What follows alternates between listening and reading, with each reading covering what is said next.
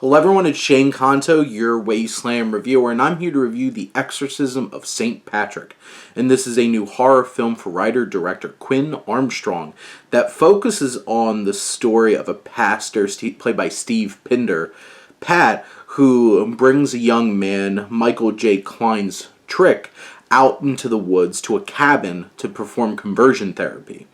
And for two-thirds of this film, this is a really powerful and uncomfortable drama with a foreboding sense around it that tragedy will strike at any moment. And in its third act, shifts more into a supernatural horror film where the past of this pastor, Pinder's character, comes back to haunt him for all the horrible things he's done to young people in the name of Christ and in the name of conversion therapy.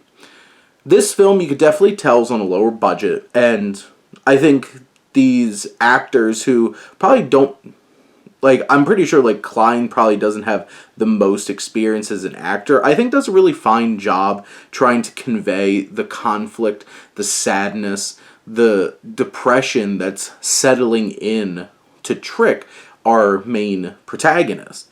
Pinder is... He is so stinking good at this self-righteous piece of crap pastor who I wanted to jump through the screen and just punch this guy.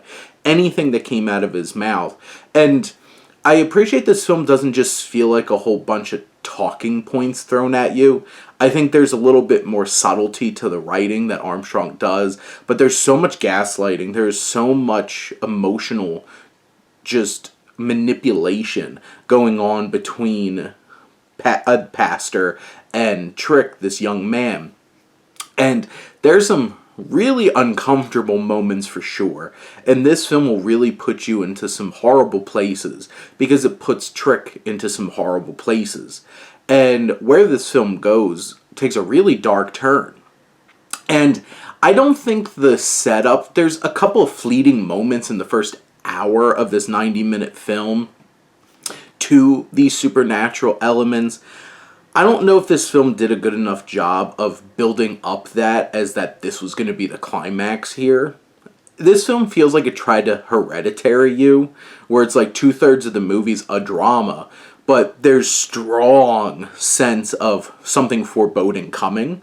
This film, it feels that legwork wasn't done as well in the first two-thirds of the film, and then it completely changes in the final third.